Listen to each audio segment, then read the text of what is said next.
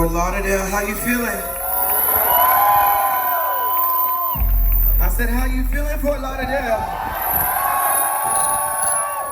It's whistling a lot up here. I feel like Mariah Carey is on stage with me, which I love. We should take her away. Y'all hear that whistling? Carlos, can we get the whistling off the stage, please? Can we get the whistling off the stage, please? Hi, okay, so I just like to say every single time I get the opportunity and the blessing to get on stage and perform for a live audience, I just like to extend a humongous, gigantic, gargantuan thank you to each and every one of you who has ever, who has ever listened to my music or watched one of my videos, bought the merchandise and the t-shirt, came to the tours. I've seen you at every tour that I've ever done in Florida. I love you so much, and you, I recognize you. I am a gay, black, unapologetic artist with no record label. I'm independent. I don't have brand deals or sponsorships. And a lot of people don't know how difficult that is. I happen to think that black queer artists are probably some of the most talented species alive on the planet Earth today. Just my humble opinion. And there's not a lot of us, and I don't think it's because there's a lack of talent. It's because it is really hard to get into the room. So I just want to say thank you so much. You all have helped me break box office records on Broadway and Kinky Boots and Waitress in Chicago. Some of you have been with me since I was singing at the McDonald's drive-thru, or since I was doing flash mobs at Target to Beyonce's End of Time, or since I was doing Beauty and the Beast parodies in the hood. What's good, Bill? What's good? We are quickly approaching 1 billion views on my YouTube channel. That would not be possible without you. And to anybody who's here who's like, I don't even know who you are, I'm not a fan, I just needed the shade, welcome to you as well. Thank you for being here. Listen, in 2019, I had probably the most difficult year of my life, both professionally and personally. I had my heart broken in a way I didn't even know it was possible for a heart to break.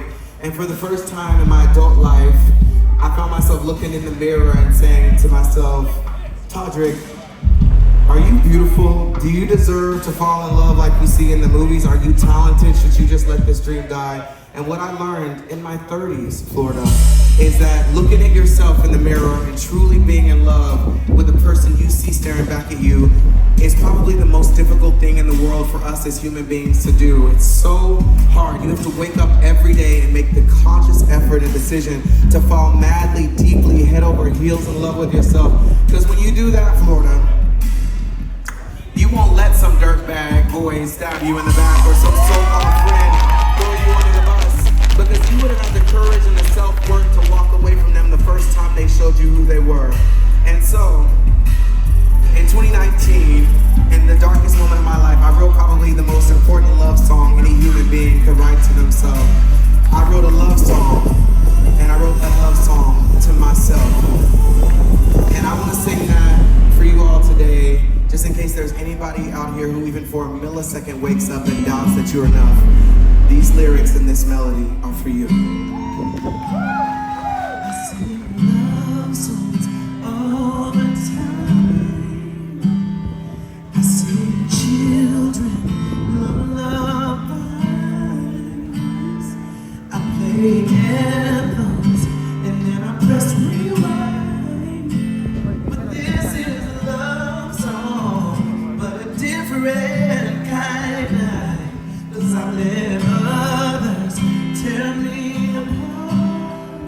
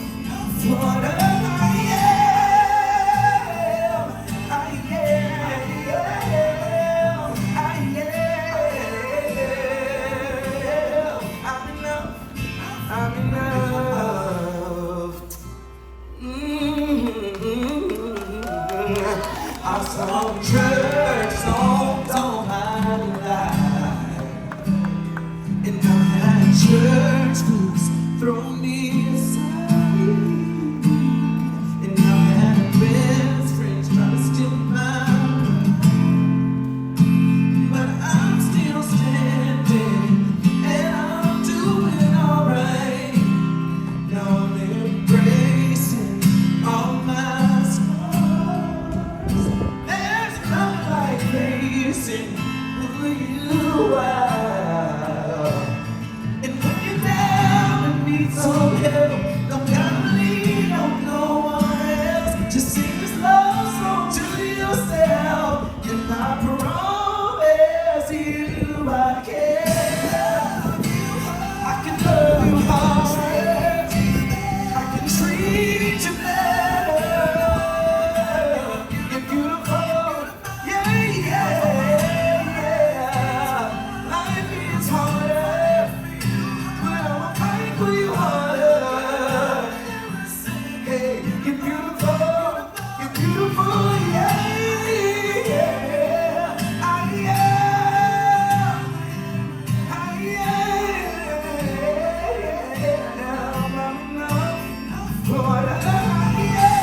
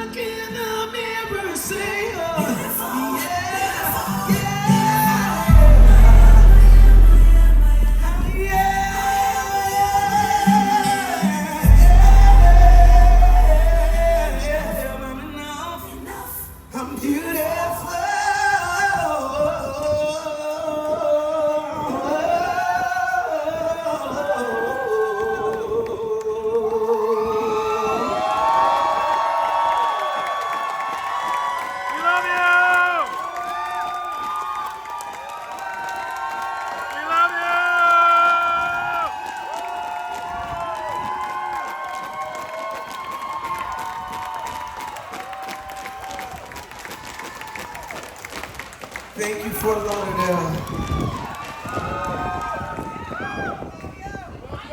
I love you back. I really, truly do. Listen, I just want to say really quickly that the past few years have been a very, very, very difficult chapter for me, not just me, but people on my team, my family. I have been at the center of a lot of online controversy, and what I think that I have learned over the past few years is that life is meant to be lived in person, and I think it is very difficult, the climate that we're in, because we're in a place where people watch a version of you on television, or they read a headline that has no context, and they form an opinion of you. And I think that human beings are not to be judged on a highlight reel of their worst moments. None of us would be able to stand up to that. That's not the purpose of life. You're supposed to fall down, be able to get up. And while I think that there are some benefits of cancel culture, which some people say doesn't exist, but I absolutely think it does. I think that there are benefits from it, but I think that we should all practice allowing people to be human, to grow, to change, to evolve the same way we all have to. And there should be space for redemption. If we hold someone accountable, we should be willing to accept them, especially since we are a community who claims to want to give forgiveness, to be understood. We all have to try our hardest to wake up and just present the best version of ourselves that we can present.